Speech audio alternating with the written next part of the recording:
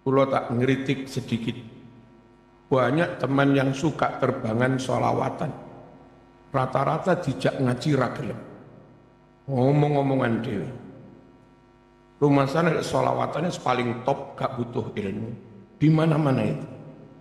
Penyakitnya wong sregep sholawatan. Nah, tak jaluk sama niku yo sholawatan yo ngaji. Ya.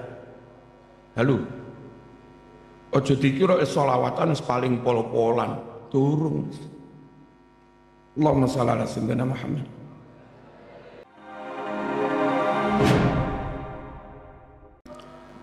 Bismillah. Walhamdulillah. Assalatu wassalamu ala sayyidina Muhammad wa ala alihi wa sahbihi.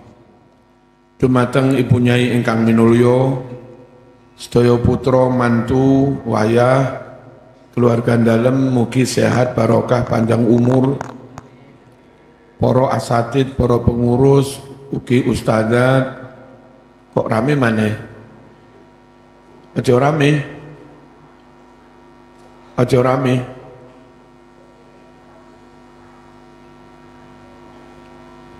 Muga-muga pondok niki panggah barokah, panggah manfaat,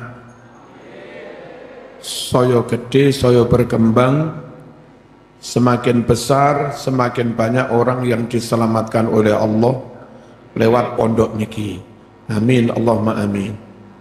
Para santri sedaya, muga-muga hasil ngajine, hasil ngilmune, barokah ngilmune diparingi masa depan ingkang sae. Allah yaktub lakumun najah wal falah wal rahmah wal barakah was suhulah wa kathratal arzaq. Muga-muga besok rezekine kathah. Amin, Allahumma amin. Dereng cekap, kalau cukup di bawah mawon, dimaksimalkan bawah dulu.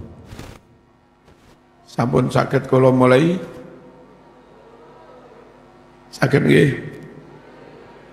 Ngeten para rawuh, bahwa mengikuti sunnah itu sangat penting.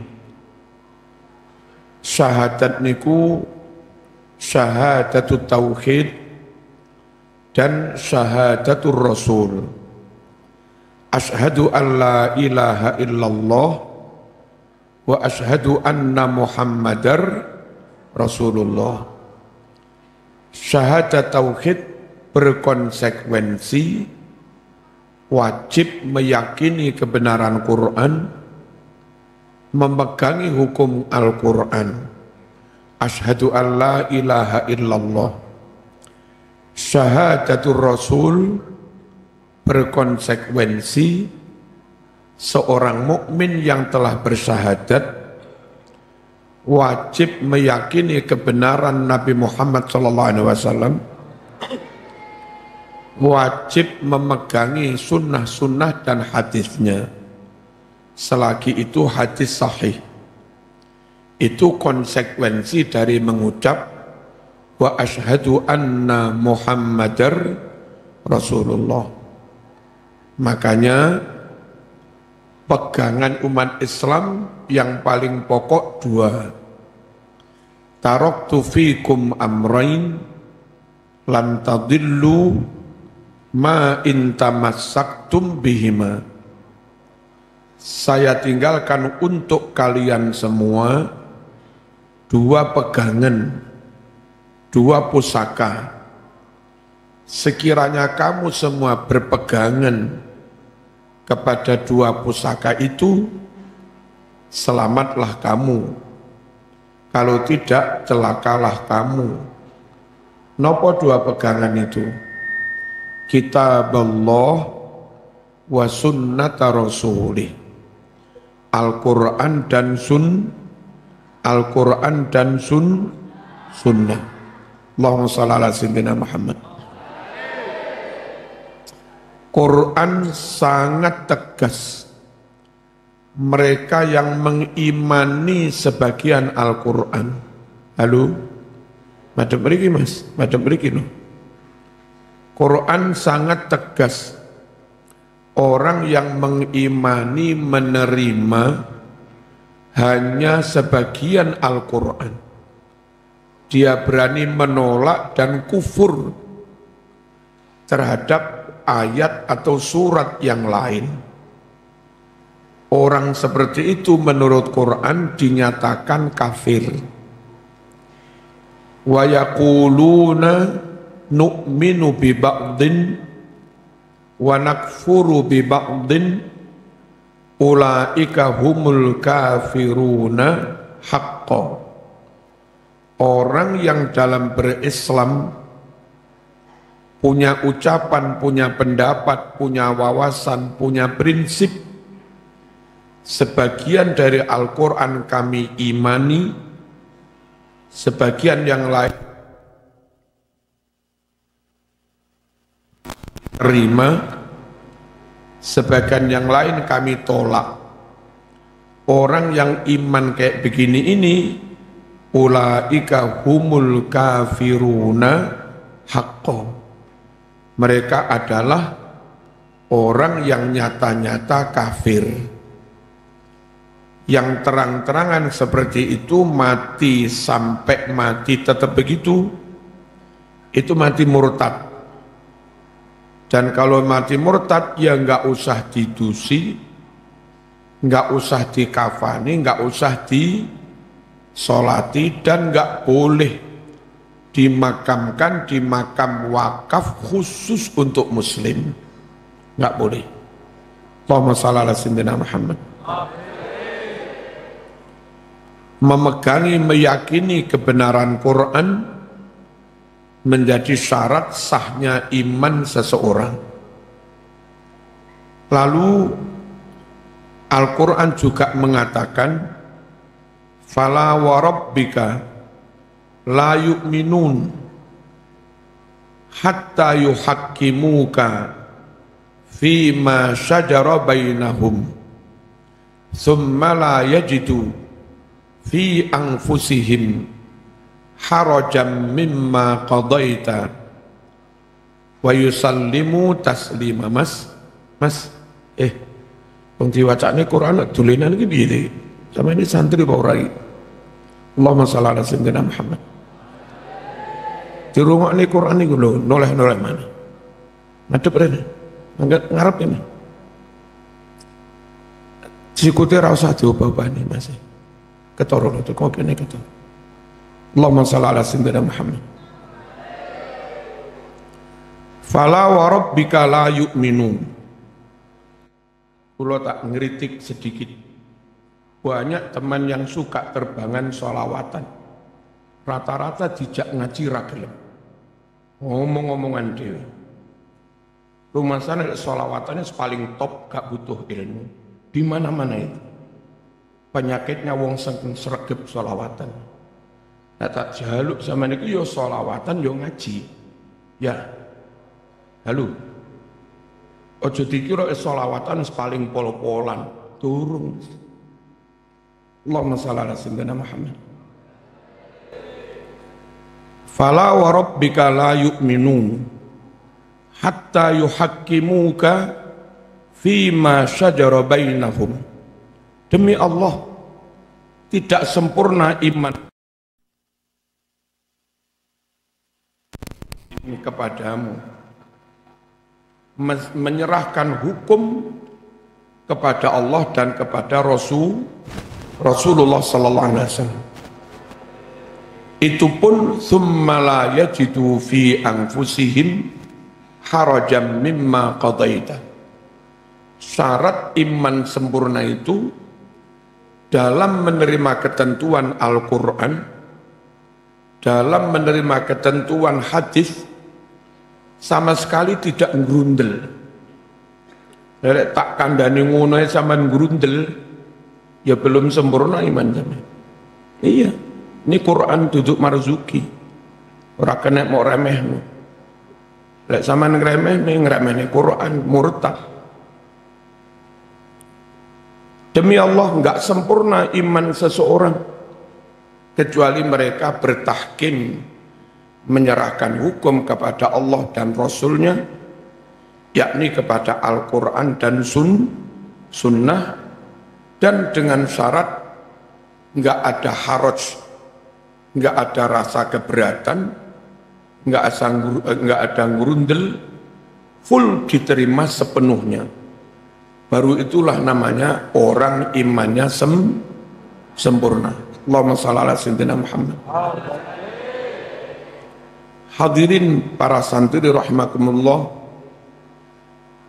Lalu Quran juga mengatakan kalau memang cinta Allah, cinta Rasulullah, maka ikuti sunnah Nabi.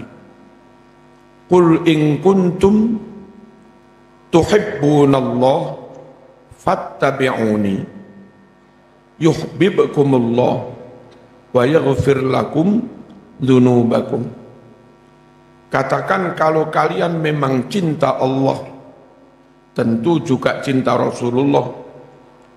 Kata Quran, ikuti aku, ikuti sunnahku. Jangan sampai orang Islam, apalagi mengaku ahlu sunnah wal jamaah, mengaku NU, lalu menyimpang dari Quran, menyimpang dari sunnah Rasul, sama sekali nggak boleh. Harus fattabi'uni, ikuti aku, kata Rasulullah sallallahu alaihi wasallam. Man ahabbani falyastanna bisunnati. Siapa yang mencintai aku, maka ikuti sunnahku. Wa man ahabbani dakhalal jannah. Dan siapa yang benar-benar mencintai aku, pasti dia masuk surga. Bukan sekedar masuk surga cinta Rasul. Ada janji bisa masuk surga itu jejer bersama Rasulullah sallallahu alaihi wasallam. Imam Bukhari meriwayatkan adanya seorang sahabat menghadap Nabi dan bertanya, "Ya Rasulullah, mata sa'ah?" Rasul, kapan terjadinya kiamat? Nabi menjawab, "Ma a'dattalaha." Apa yang telah kamu persiapkan? Apa yang kamu persiapkan untuk menghadapi kiamat itu? Orang itu menjawab, "Ma'adattu laha min katsiris sholati wassiyam." Andalan yang aku persiapan yang aku andalkan untuk menghadapi kiamat bukan banyak sholat sunat, bukan banyak-banyak puasa sunat, walakinni uhibbullah wa rasulah. Andalan saya mencintai Allah dan mencintai Rasulullah sallallahu alaihi wasallam. Lalu di hadis Bukhari itu Nabi bersabda, "Anta ma'aman ahbabta." Kalau kamu memang mencintai saya, kamu nanti di hari kiamat dikumpulkan dengan orang yang kamu cintai itu, yakni kumpul Rasulullah sallallahu alaihi wasallam. Orang yang masuk surga, apalagi kumpul dengan Rasulullah, orang yang di padang mahsyar kumpul Rasulullah, enggak mungkin diazab. Wa ma kana Allahu liyu'adzibahum wa anta fihim. Allah tidak akan mengadab mereka Muhammad sedangkan kamu ada bersama mereka. Pokoknya kita nanti bisa bersama Nabi, enggak mungkin diazab. Nah, bisa bersama Nabi asal punya modal mencintai kanjeng Nabi. Nah, bukti mencintai Kanjeng Nabi itu meyakini, menerima, memegangi, mengamalkan sunnah dan tuntunan Nabi Muhammad sallallahu alaihi wasallam. Tentu sebatas kemampuan masing-masing. Jangan abaikan sunnah. Jangan sepelekan sunnah. Jangan remehkan sunnah. Mas, madep sini mas. Madep sini. Coba omong-omongan. Allahumma shalli ala sayyidina Muhammad. Coba omong-omongan. Sini. Ini saya tas manusia omong mana.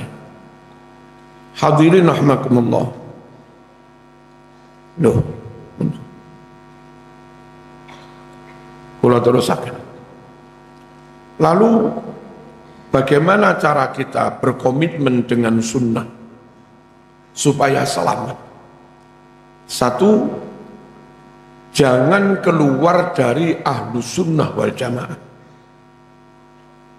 Hampir semua golongan di luar ahlus sunnah wal jamaah itu kurang utuh, mas. Aja telah. Menang ya, menang. Allahumma shalli ala sayyidina Muhammad. Supaya tetap utuh memegangi sunnah, jangan keluar dari ahlus sunnah wal jamaah.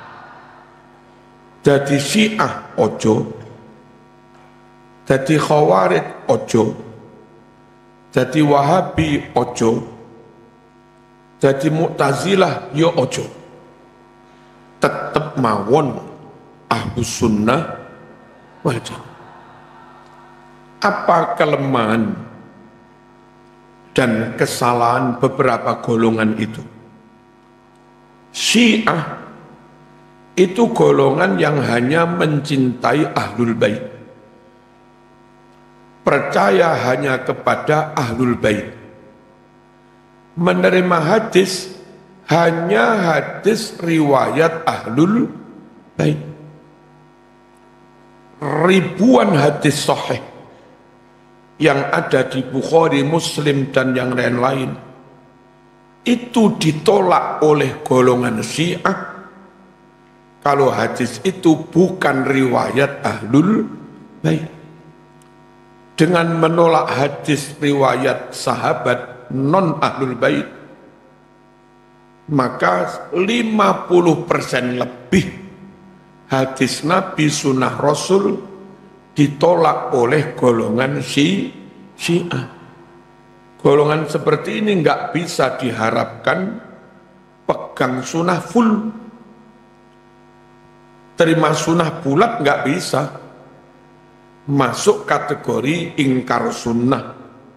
Meskipun tidak 100% ingkar.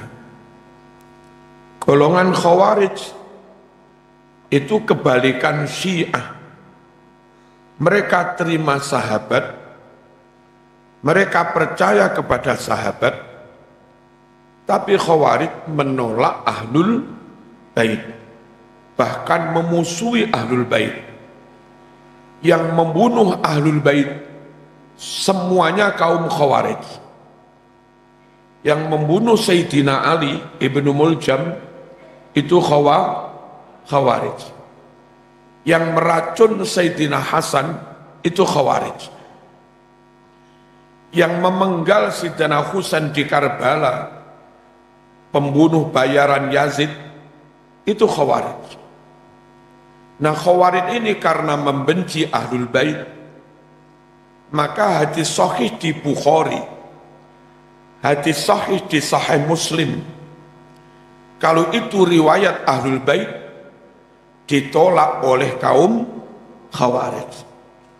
Berislam model Khawarij lagi-lagi tidak 100%, tidak bulat menerima sunnah.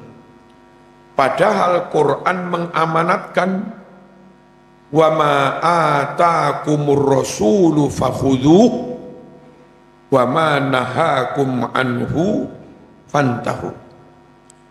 Apapun yang telah disampaikan Rasul kepadamu, terima semua. Syiah tidak patuh pada ayat ini, berani menolak ajaran Rasul yang riwayat sahabat. Padahal perintah Quran fakhudhuh, ambil semua. Khawarij juga tidak patuh pada ayat ini. Bandingkan dengan ahlu sunnah wal jamaah. Madhab Syafi'i misalnya, Imam Syafi'i berguru pada Imam Malik sampai hafal kitab hadis Muwatta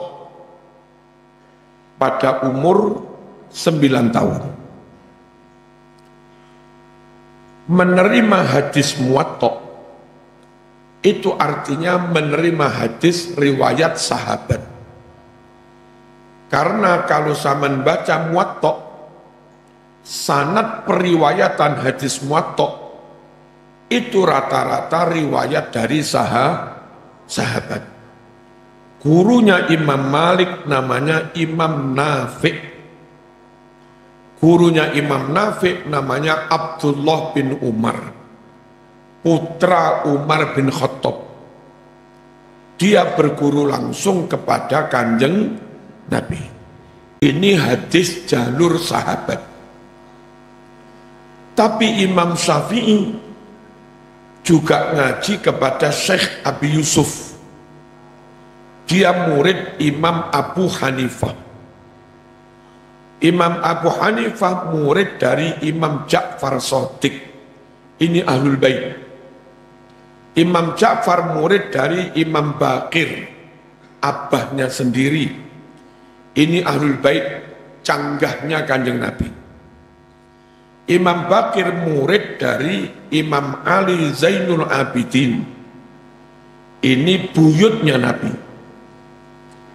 Imam Ali Zainul Abidin murid dari Imam Husain, cucunya Kanjeng Nabi. Hadis-hadis yang ada di Musnadul Hanafi yang dingaji Imam Syafi'i dari Syekh Abu Yusuf, hampir semua hadis riwayat Ahlul Bait.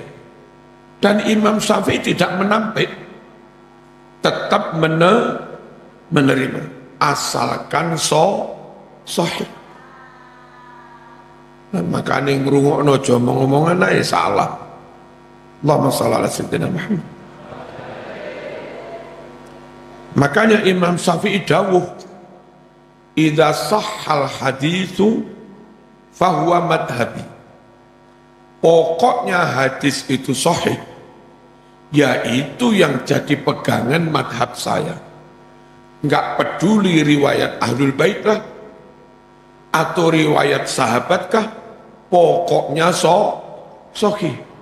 Itu pegangan madhab saya. Dan itu sesuai dengan perintah Quran tadi. Wa ma atakumur rasul fakhudhuh. Apapun yang disampaikan Rasul padamu, ambil semua. Sekali lagi, Muslim sampean kita nggak bisa full pegang sunnah, nggak bisa full komitmen pegang sunnah kalau tidak ahlu sunnah wal jamaah. Allahumma shalli ala sayyidina Muhammad. Lalu sama-sama madhab 4 ini ahlu sunnah wal jamaah semua ahlu sunnah. Tapi Imam Syafi'i lebih real dalam mengupayakan mengkoleksi hadis seutuh-utuhnya. Imam Maliki ahlu sunnah wal jamaah, ya. Tapi dia lebih banyak duduk di Madinah, nggak sering kemana-mana. Imam Hambali ahlu sunnah jamaah, ya. Tapi dia lebih banyak di Mekah, nggak sering kemana-mana. Imam Hanafi lebih banyak di Kufah, Baghdad, nggak banyak kemana-mana. Bandingkan dengan Imam Syafi'i. Masa kecil Imam Syafi'i di Mekah bersama ibunya di Thariq Gaza.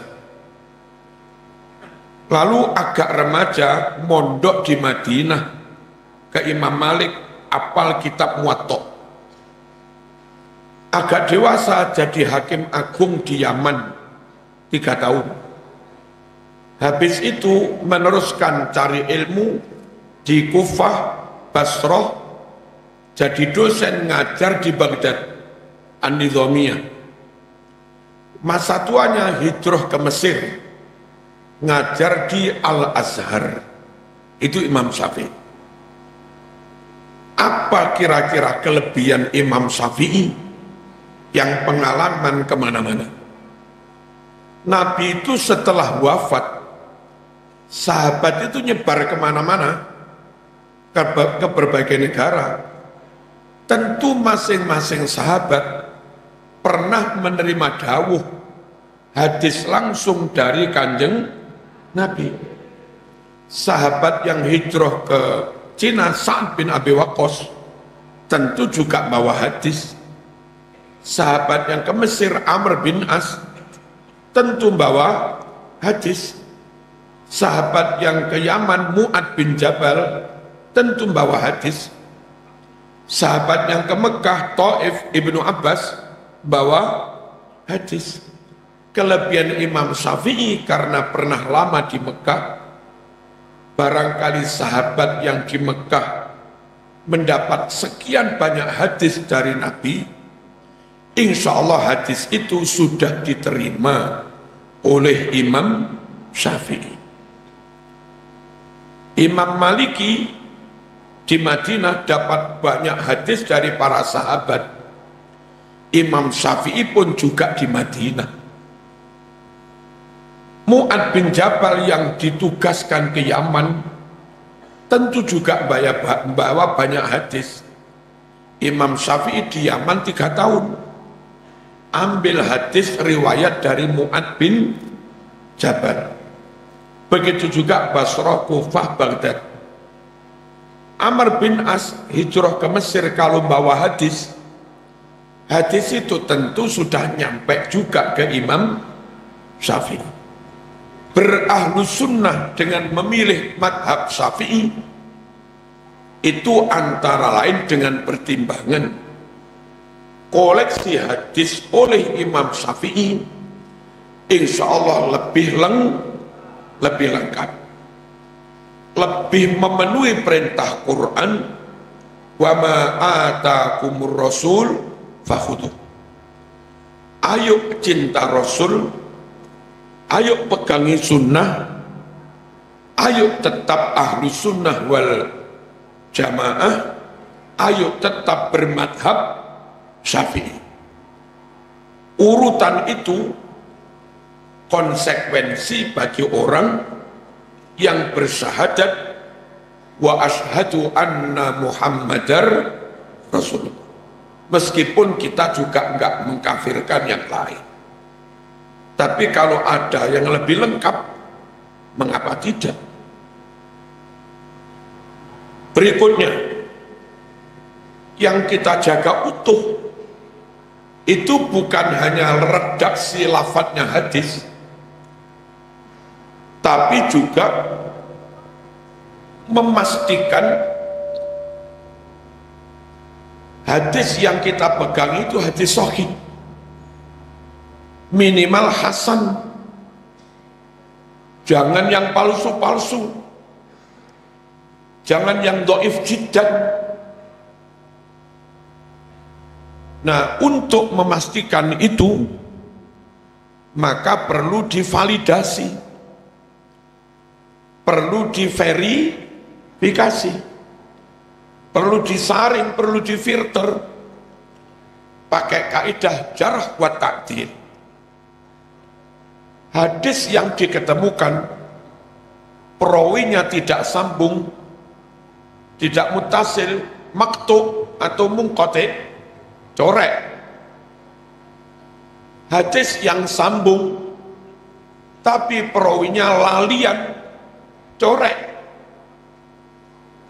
Perawinya muttarib, ngomongnya nggak konsisten, berubah-ubah, corek.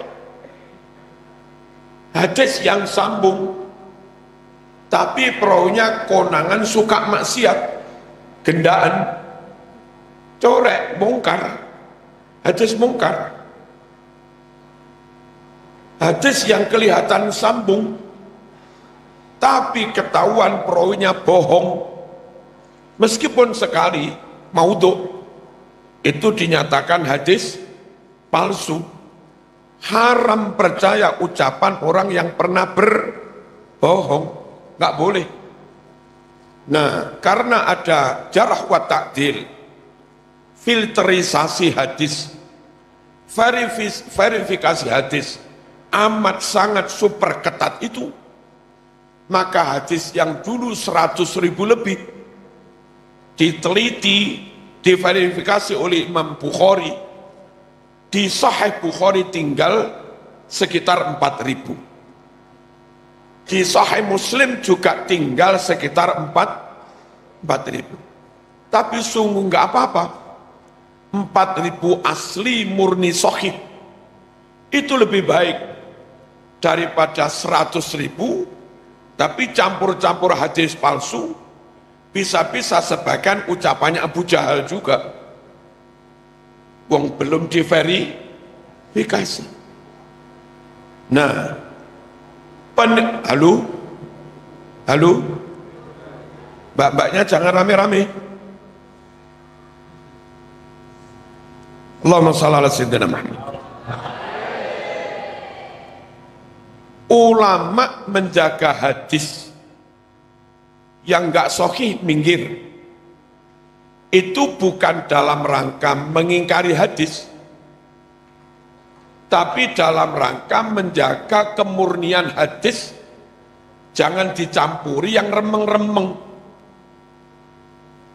Quran merintah, in ja'akum fasiqum binaba'in fatabayyanu. Kok rame lagi sih mbak-mbak ini? Rungokno mbak, sama ini butuh ilmu kok. Kalau ada orang fasik, kadang melakukan perbuatan dosa, omben, satunggalan, gendaan, orang kayak begitu kok membawa kabar, bawa berita, termasuk bawa hadis, nggak boleh langsung diterima. Harus ditabayun, harus diverifikasi, harus ditabayun apa? Ya ditabayun supaya jelas. Jaga hadis mana yang sahih sudah dipilah, selesai. Berikutnya yang harus dijaga, pemahamannya jangan berubah. Hasil istimbatnya jangan berubah, memaknainya jangan menyimpang. Apa gunanya lafadznya kau jaga utuh, asli, tapi pemaknaannya menyimpang jauh dari pemaknaan oleh Nabi maupun sahabat. Yang harus dijaga pemaknaannya juga.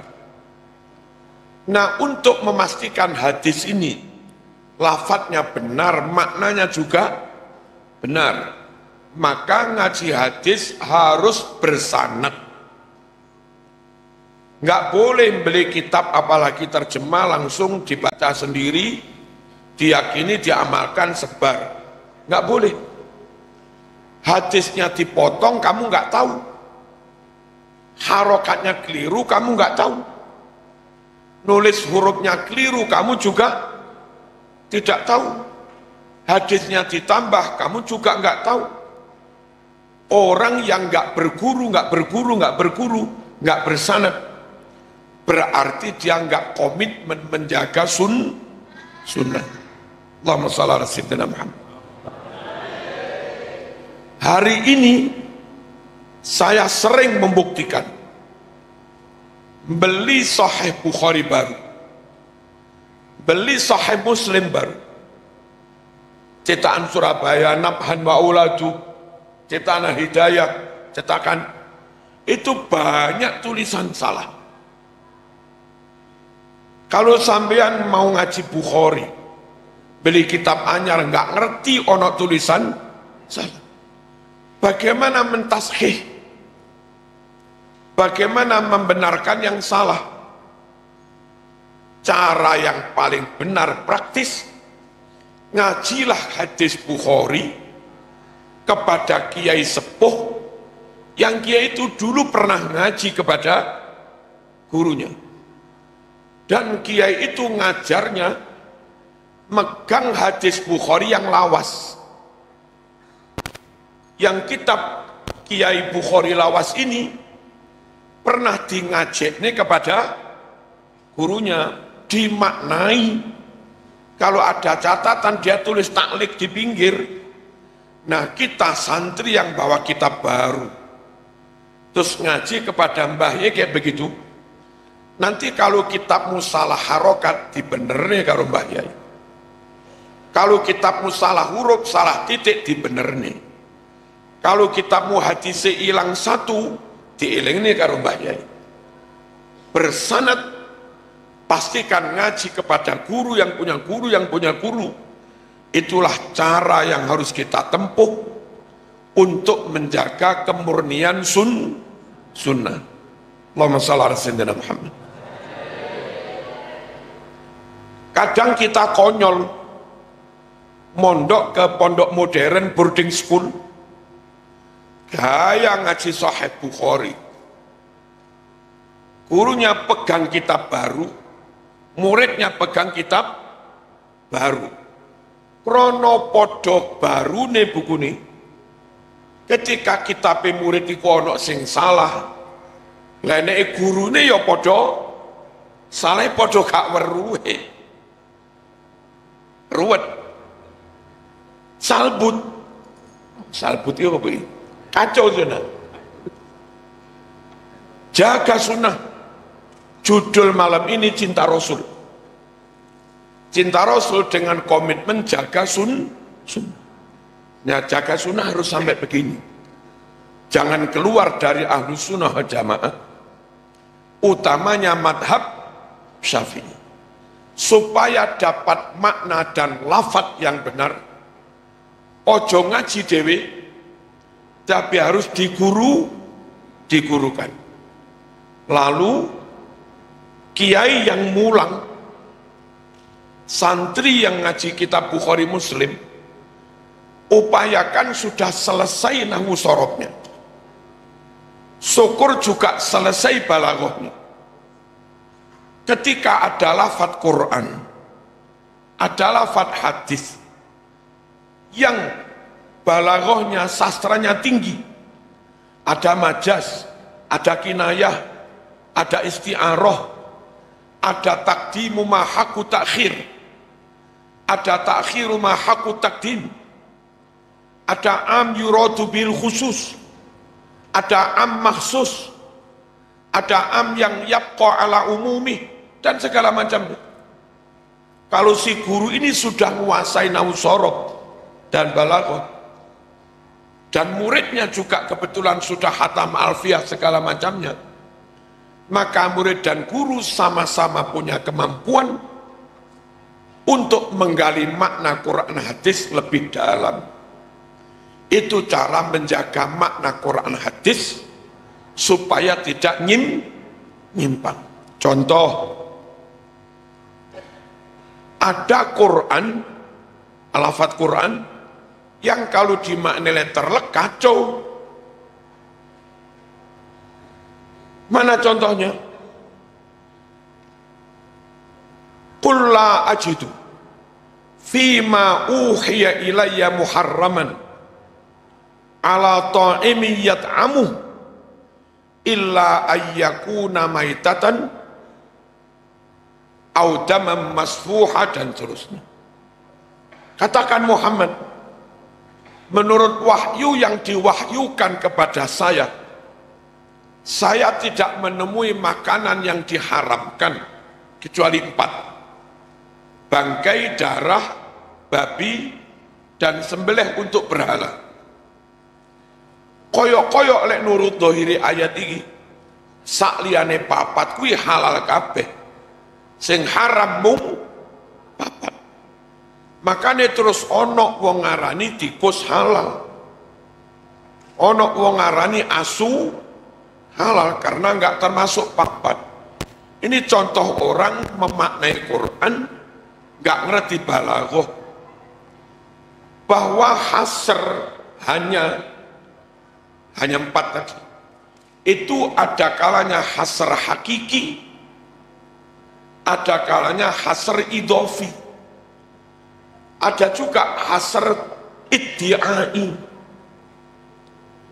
Hasr hakiki, tidak ada pencipta kecuali hanya Allah. Wijan tenan hanya Allah tenan. Ora enek sakliyane Allah sing iso menciptakan. Ini hanya Allah tenan. Niki hasr hakiki. Hasr iddi'ai, hanya tapi hanya klaim. Mas-mas nanti kalau sudah nikah, bilang pada istrimu, sak panjen ka ono sing cantik dek kecuali hanya engkau. Itu bukan hakiki, Mas. Lek hakiki nyatane ya akeh sing luwih ayu timbang bojomu. Tapi lek sampean ngono ya porek bojomu. Ya apa Dek? Ya apa Mas? Aku ayu bro. Terus terang aku jujur. Kon elek sik kalah karo kok. Jadi kamplengi. Sing bener yang ngomong, enggak ada yang cantik kecuali hanya engkau. Ngeten iki jenenge hasr iddi'ai. Mboten tenanan boro. Ada hasr idhofi. Hasr dalam konteks, bukan hasr mutlak. Awalnya orang kafir ngawur mengharamkan sembarang binatang.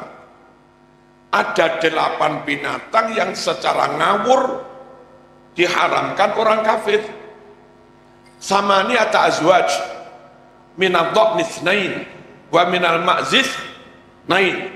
Qul adz-dzakarini harrama amil unthayain ammastamalat alaihi arhamul unthayain. Mereka ngawur, 8 binatang ini haram. Terus Quran menjawab, sing haram papat tok. Maksudnya dalam konteks ini, dari 8 yang kamu sebut itu Mas, yang haram hanya 4. Ini hasr idhofi, bukan hasr mutlak. Mutlak yang haram papat tok, enggak. Lah mereka enggak ngerti ini. Paham ya? Ngaji kepada kiai-kiai NU. Kalau zaman ngaji ke Mbah Wahab, itu ngaji kepada kiai yang lafadz hadisnya sudah dicek dengan gurunya, maknanya pun sudah, plus beliau sendiri membekali diri dengan ilmu-ilmu alat yang memang itu diperlukan untuk membedah makna Quran Sunnah secara lebih mendalam. Jenengan ngaji teng ploso Mbah Idah akan memenuhi syarat kayak begini. Jenengan ngaji Lirboyo Kiai Kafabi juga memenuhi syarat kayak begini. Tapi kalau zaman mondok di pondok-mondok modern yang ustadznya kurang apal, kurang memahami alfiyah, kurang mendalam di bidang nahwu, sorob, contohnya ya kayak itu tadi. Paham ya? Cintai Nabi dengan menjaga sunnah, jaga sunnah dengan berahlus sunnah wal jamaah, jaga sunnah dengan tetap bermadhab Syafi'i, jaga sunnah dengan ngaji kepada kiai-kiai yang bersanad, jaga sunnah dengan ngaji Bukhari Muslim, sebelumnya lengkapi diri dengan ilmu alat nawusara balaghah, dan ngajilah kepada guru yang juga alim tentang ilmu alat. Insya Allah kalau ini dipenuhi, kita telah menjaga sunnah, lafadznya asli, maknanya juga asli. Lalu kalau dapat ilmu yang benar, tentu amal dan penerapannya juga benar. Itulah yang dimaksud hadis, man amila amalan laisa alaihi amruna fahuwa raddun. Siapa yang melakukan amalan tidak sesuai dengan apa yang kami perintahkan, maka amal orang itu ditolak. Nah, yang aneh, kadang di Quran Sunnah ketorone perintah tapi malah melarang. Itu kalau kamu lakoni ya aneh. Ketorone ngelarang tiba merintah. Contoh, ketorone merintah tiba melarang. Ikmalu masyitum. Wes, lek ra kena kandhani lakonana sakarepmu wis. Sakarepmu wis. Kon sakarepmu tenan, ya salah. Ini lafadznya perintah tapi sakjane melarang. Karena dibarengi tahdid. Saman matur ning ibumu le, "Bu, njaluk rabi." Ibumu kondo ojo nak tutupno kuliahmu. Wulan ngarep mulih ngono maneh. Bu, njaluk rabi. Ojo nak tutupno skripsimu iku lho lah. Bareng ngono lagi rabi. Wulan ngarep ngono maneh. Bu, njaluk rabi. Gregeten ibumu. Rabi wis. Ayo. Kandhane ra kena. Rabi wis. Iku diperintah rabi apa tetap dilarang? Ya tetap dilarang, tapi ketorone perintah. Ketahuilah bahasa Quran sekarang bahasa tulis. Bahasa hadis, bahasa tulis. Sahabat yang dengar Nabi mengucap dengan nada tinggi sambil marah, sahabat tahu kalau itu melarang. Barang wis dadi tulisan. Perintah yang larangan, perintah yang merintah, karena bedanya wong tulisan kabeh. Ini butuh kajian mendalam tentang asbabun nuzul. Dan yang mengerti begitu ya kiai. Mondok sing tenanan, lalu ngaji sing tenanan, ojo gendaan, sing sregep jamaah, qobliyah ba'diyah, wiritan titik-titik waconen, nang bunyai nang guru sing tata krama, ojo sampai akhlake elek. Terus lek diulang ojo ngobrol ngene iki. Apik ini. Insyaallah tapi ngobrol. Allahumma shalli ala sayyidina Muhammad. Santri murid sing manut tenan, adab tenan, ngelegakne guru, ngelegakne bunyai. Guru bunyaiku ndongakne sampean setelah tahajud, long marem lega itu lho ndongan. Mulang sampean yo lega seneng. Tapi murid ngadik, nggak duwe tata krama. Gak tak ulang iki murid. Guru arep mulangi ati cegek males. Sungguh adabnya murid kepada guru berdampak langsung pada keikhlasan guru. Dan ketika guru ngajar dengan totalitas, krono muridnya adabe sae, maka yang mencurah kepada murid bukan hanya knowledge, bukan hanya pengetahuan, akidahnya turun, ilmunya turun, karakternya turun, akhlaknya turun, dan barokahnya juga turun. Makanya kalau santri kuno Joko adabe tenanan. Murid-murid Mbah Wahab sing lawas-lawas bukan hanya dapat ilmu dari Mbah Wahab, yo dapat ilmu, yo dapat suwuk barang. Bahwa suwuk mandi Murid-murid lawas suwane ya mandi. Niku barokahe gelem joko adab, joko tata krama. Muga-muga paham. Ini satu poin bagaimana kita merealisasikan, memanifestasikan cinta kepada Rasulullah sallallahu alaihi wasallam. Al-Fatihah.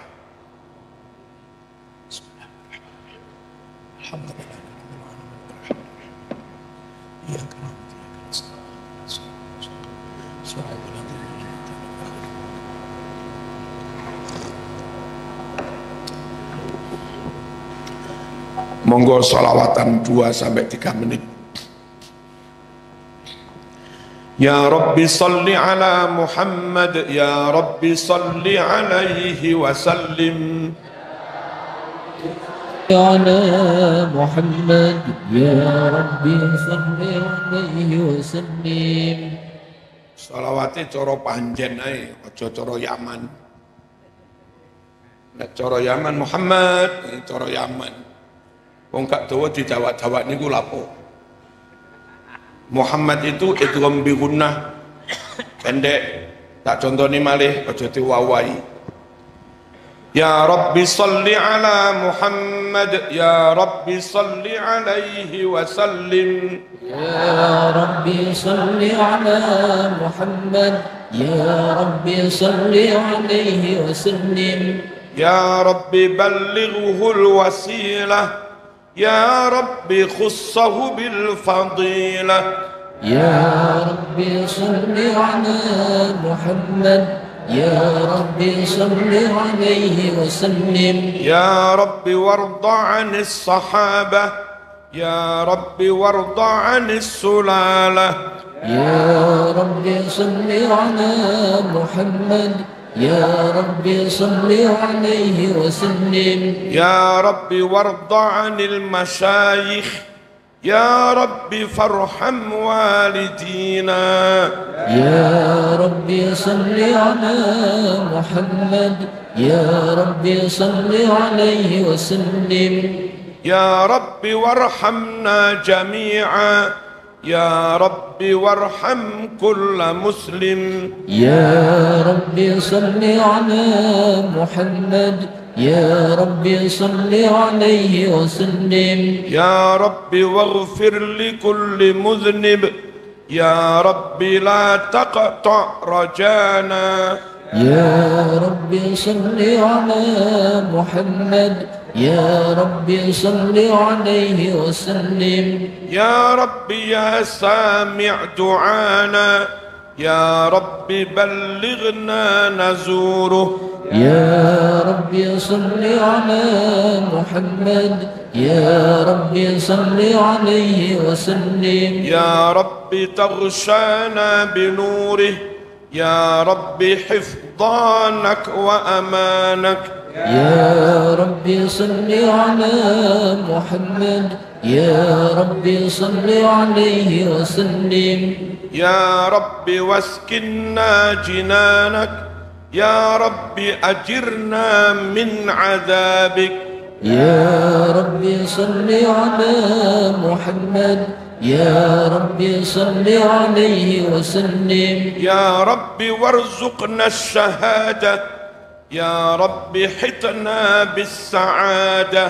يا ربي صل على محمد يا ربي صل عليه وسلم. يا ربي واصلح كل مصلح يا ربي واكفي كل مؤذي. يا ربي صل على محمد يا ربي صل عليه وسلم. يا ربي نختم بالمشفع يا ربي صل عليه وسلم. يا ربي صل على محمد يا ربي صل عليه وسلم. كل بيت أنت ساكنه ليس محتاجا إلى سروج ومريض أنت عائده قد أتاه الله بالفرج وزمان أنت حاكمه زال ما فيه من العواج يا رسول الله سلام عليك يا رفيع الشان والدرج يا رسول الله سلام عليك يا رفيع الشان والدرج عطفة يا جيرة العالم يا هيل الجود والكرم وجهك الميمون حجتنا يوم تأتي الناس بالحجج فجزاك الله خير الجزاء يا منير الكون بالبلج كل يوم نرتجي فرجا ربي عجل منك بالفرج يا رسول الله سلام عليك يا رفيع الشان والدرج يا رسول الله سلام عليك يا رفيع الشان والدرج عطفة يا جيرة العالم يا مهيل الجود والكرم أهل بيت المصطفى الطهور هم أمان الأرض فاتكر أهل بيت المصطفى الطهور هم أمان الأرض فاتكر شبهوا بالأنجم الزهور مثل ما قد جاء في السنن يا رسول الله سلام عليك يا رفيع الشان والدرج يا رسول الله سلام عليك يا رفيع الشان والدرج عطفة يا جيرة العالم يا مهيل الجود والكرم. Bareng-bareng ini doa dan sudah cukup, nanti nggak usah doa lagi. Monggo.